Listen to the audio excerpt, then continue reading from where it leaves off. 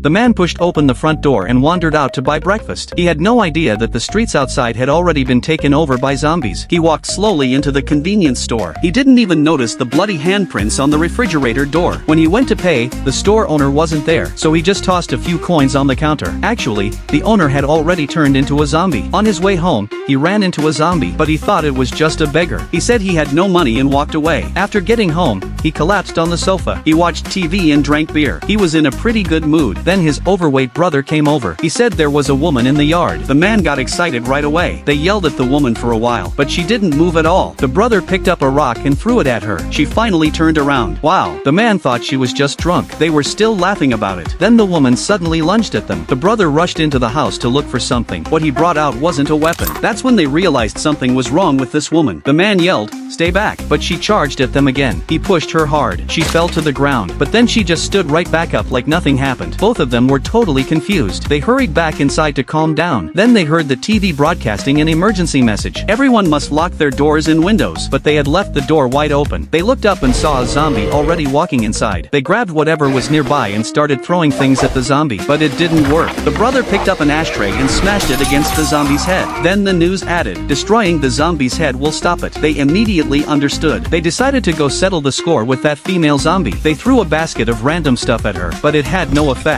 The situation became really awkward, so they switched to vinyl records. This time the firepower was better, but their aim was terrible. In the end, they took out two zombies in the most brutal way. Just as they caught their breath, the news said, anyone who was bitten must be isolated immediately. They both remembered at the same time. Their other brother was still sleeping upstairs. They called his name a few times, no response. He was probably still asleep. The man quickly called his mom. Mom said his stepfather had been bitten, but she was safe for now. He was silent for 5 minutes. Then he prepared to launch a rescue operation. Do you think they will succeed in saving his mother?